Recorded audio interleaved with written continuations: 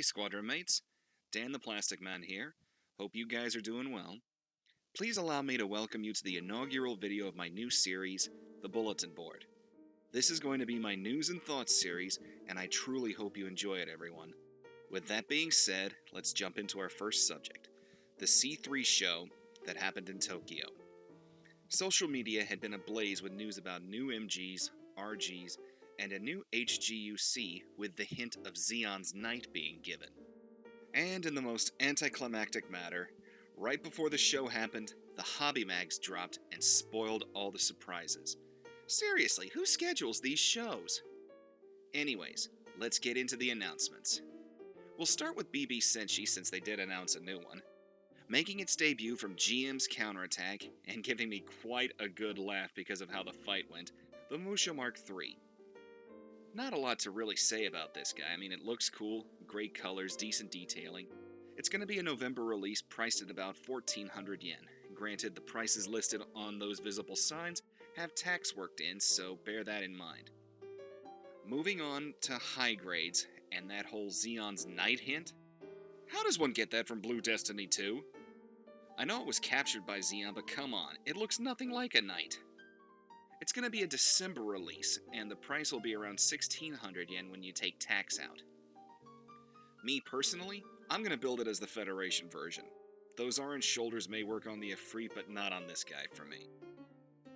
Keeping in the Universal Century, but moving over to Gundam The Origin, we have two new Zakus that were announced. The Zaku Cannon, which I'm absolutely getting because Gatling, and the Zaku 1 Cassilia version. I truly like the black and gray on this kit, and will definitely be picking it up.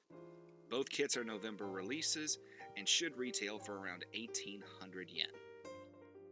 Moving on to Build Fighters, and we got a really good look at the Cherudim Saga.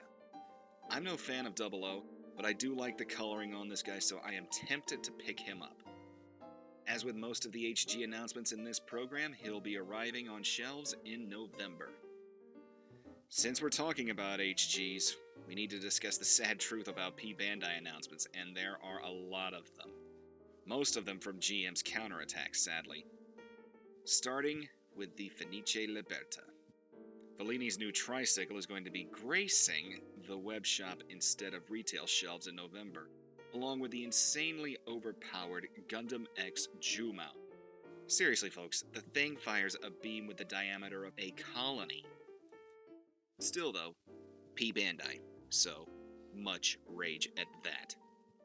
The final P Bandai announcement from GM's Counterattack is the massive Psycho GM.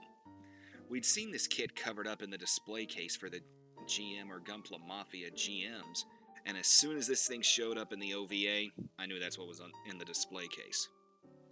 Moving to Twilight Axis, we're getting a very interesting colored Jagan with an impressive melee weapon.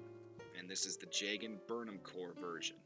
And it's going to retail for about 1,800 yen, and we don't have a release date yet. There was another Jagan shown off, and this is a Jagan D-type. I gotta say I really like the colors on this guy, but why oh why must it be P Bandai?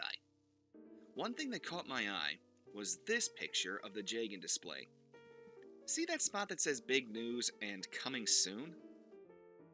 I'm willing to bet that one of the next upcoming revives is finally going to be the Jagan. I've built a few of them, and seriously, that mold needs an update. Keeping in 144 scale, let's talk about the RG Johnny Raiden High Mobility Type Zaku. I'm really surprised to see Johnny get an RG, and I feel it's a welcome sight after the maligned Sananju and massive world-ending hype that is the Unicorn. I've not had the best track record with RGs, but I am considering picking this guy up. At least it looks really good, very fitting for the Crimson Lightning. Sadly, we haven't gotten a new RE100 announcement, but that's okay because we not only got to see a very nicely done representation of the Double Zeta Verkon, which I will be picking up, no question, but we got this lovely MG announcement. Surprise, surprise everyone, the MG GM Sniper Custom is going to be a retail release. It's a November release, and already I'm seeing something I really like, apart from the armor and the weapons. The hands, guys.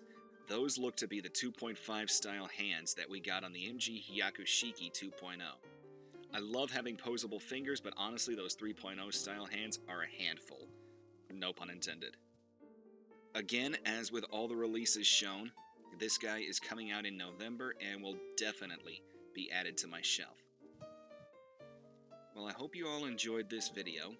I plan on doing about one a month to cover P-Bandai and whatever shows happen.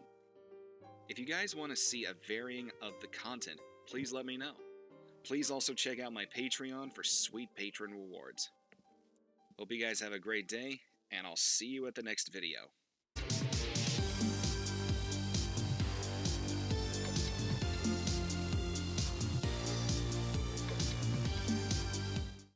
Oh, and they also showed off the high-res Wing Zero. It's too expensive, save your money, guys.